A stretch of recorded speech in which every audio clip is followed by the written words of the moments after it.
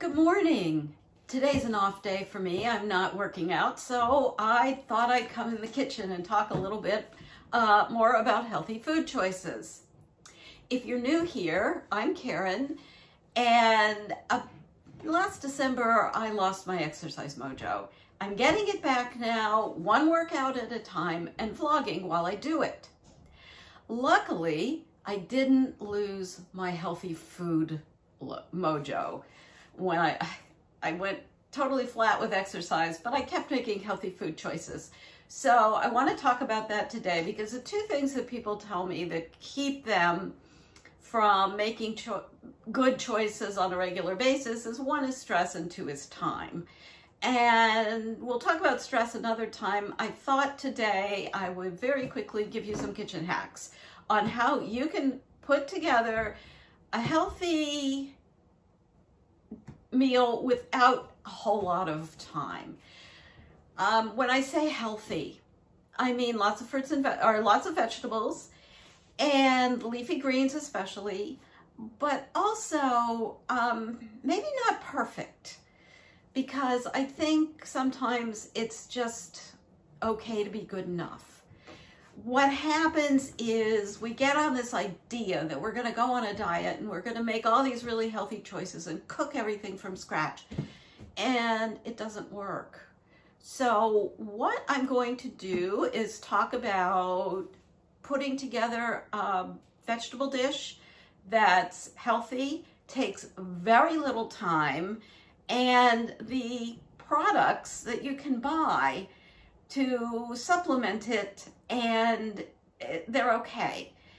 Now, I'm not getting any money from these companies. I don't do any affiliate marketing. First thing I want to talk about is what I have on the shelf on hand all the time. And the first thing are chopped vegetables.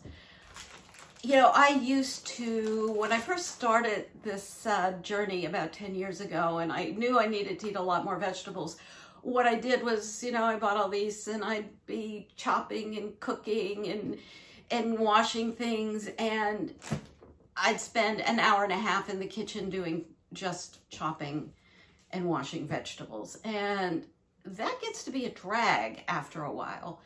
So what I do is I have a lot of pre-chopped vegetables on hand, and I'm just pulling this stuff out of the refrigerator, so some of the bags, but like this bag of shredded cabbage. It's both green and red. I always have bags of greens. This is spinach and arugula. Also, I don't have any at the moment because it's summer and the kale's in the garden, but I always have a bag of kale that I bought. Shredded carrots, cauliflower florets, and broccoli florets. Also, I have broccoli slaw here. And the only things that I do chop, because like I don't buy riced cauliflower, which I've tried in the past, but I find that that goes bad really fast. Also peppers and celery all go bad if you buy them pre-chopped. So I do chop my own peppers and onions. That's another thing that'll go bad fast. These are the things that will keep for at least 5 to 7 days in your fridge. So two of the things that I always have on hand cooked and ready to go are a container of cooked whole grains. This is brown rice. Sometimes it's barley. Sometimes it's a mixture of rice and barley and rye. And I just throw it all together and cook it all at the same time. I have a video on cooking whole grains, so I would I'll put a link to that in the upper left-hand corner. The other thing that I have always, and I don't have any cooked at the moment, but this afternoon I'm going to bake this whole bag of sweet potatoes. I'll put half of them in the fridge and we'll eat those in the next week, and the other half will go into the freezer because baked sweet potatoes freeze really well. Contrast, just a note, baked white potatoes do not freeze well. It changes the texture. So I'm going to talk about, I also want to, I'm putting another link in the description box about a video that I did over a year ago. The video was called 2 Fast Meals When You Don't Have Time to Cook or Don't Want to, which in that video, I'm pretty sure I was using frozen vegetables, and in this video, I'm going to be using fresh. But either works. I have a couple of things here, and these are packages that I always have on hand because it just makes it really easy when I don't have time. And I say it's not perfect. It's got a little too much salt and a little too much fat in it for me, but it's so much better than going through the drive-thru or calling and ordering a pizza. You know, if that's the alternative, do this. It's good enough. One of the things I have is this kachari from Trader Joe's. It's Indian, and sometimes I'll add a little hot pepper to it because I like it a little spicier. And 2 other Indian things. These are called Everyday Dal, and this is my favorite. This is kidney bean, carrot, and tamarind. And this is called Everyday Chana with chickpeas, tomato, and onion. I'm actually partial. This is my favorite of the 3, but I'm going to give you a screenshot of what I look for when I'm shopping for packaged foods like this. And essentially, when you look at the ingredients, do all the ingredients, are they real food? One of the things like guar gum, xanthan gum, any kind of either natural or artificial flavors, that's a big red flag for me. Things like soy protein isolate. What the heck is that? You know, it's not like I'm going to use that in my kitchen. So the question is this something that I can make in my kitchen with recognizable ingredients? The other thing we use a lot is, this is Amy's chili, low fat, black bean chili, and also Health Valley has a line of soups, and that's in my other video on salt-free soups that are really good for a fast meal. The other thing I have that's a pantry staple are crushed tomatoes. Right now I am filming this in New England in August. So in August and September, I get fresh tomatoes. I grow them in my garden or I get them at the farm stand. But the rest of the year, when fresh tomatoes taste like cardboard, I'll just use canned. If you're interested, I have a link in the description box to a list of pantry staples that I have on hand, that I always keep on hand. And feel free to download that. Also in the description box, if you just want to sign up for my newsletter, I'd love to have you be part of my community. So now let's talk about using it. And it is really fast. And I'm just going to demonstrate in real time how this happens. So I'm doing this in real time.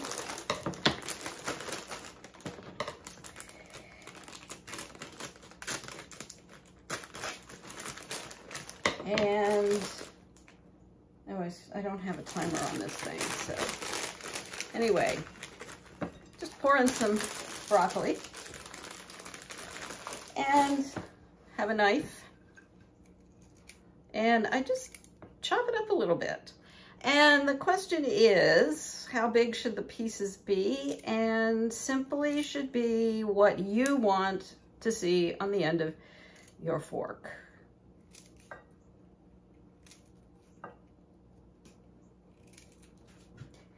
And that's really all there is to it. Should the pieces be even? Well, you know what? If this is about fast. This is about fast, just getting it done, not about making it pretty. The other thing I want to say is that really, if you want to make healthy choices on a consistent basis, one of the things you really need to do is just get over the idea that every meal has to be a gourmet feast. I used to be a real foodie, and that was one of the things that, or I should say there was a gourmet feast or it was pizza that I ordered. And that just, it's just not a way to live. And this is what, I guess you can call this middle ground. It's not a gourmet feast. And then put in a little bit of broccoli and a cauliflower and chop that up.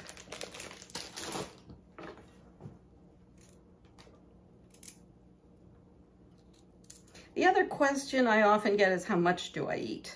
And as you can see here, I have a fairly large bowl. And this is for one, by the way. This is a serving for one for a lunch, I would say. I generally eat more at noon than I do. Dinners are usually equally vegetable heavy, but I don't eat, I eat fewer beans. And I wouldn't eat a full can of chili for in other words, where I would eat a full can at lunch. And let's see, let's take a handful of spinach and a handful of arugula.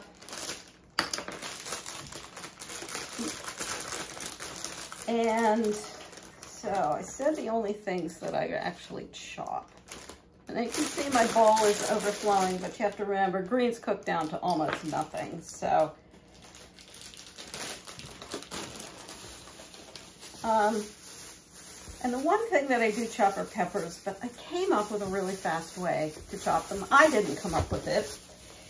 I was in a Chipotle Grill a few years ago, probably right before the pandemic, and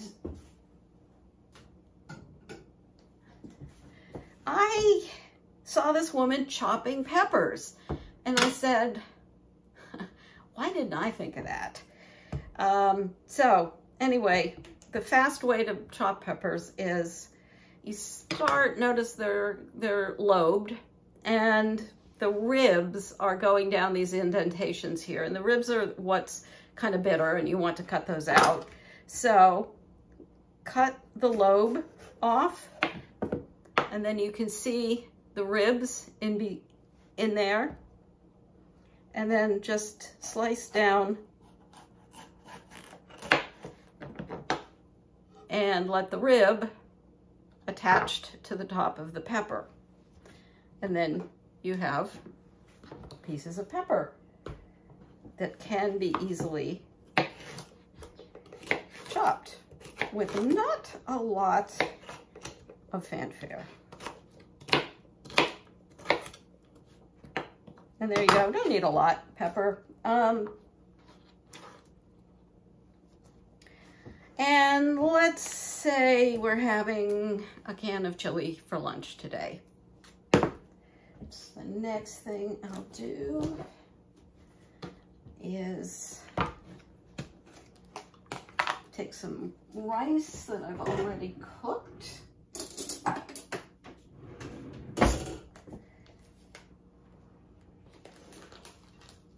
And just a few spoonfuls.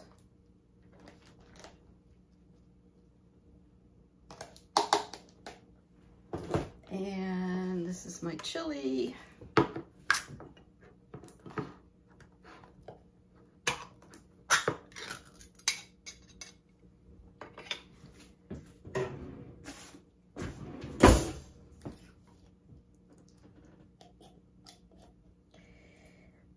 Got that on, and there you go. This is lunch. Into the microwave this goes. It depends on your microwave, how long, I can't tell you. We have a kind of a wimpy microwave, and it also depends on how hot you like your food or how much you want your vegetables cooked. I prefer 4 minutes with our wimpy microwave. My husband prefers it at 3.5. So that's something you're going to have to experiment on your own. But I'll pop this into the microwave and cook it for 4 minutes, just for me. Oh, the other thing, whoops, forgot one thing. Here, I have some of this Chipotle chili powder that I like, and it adds a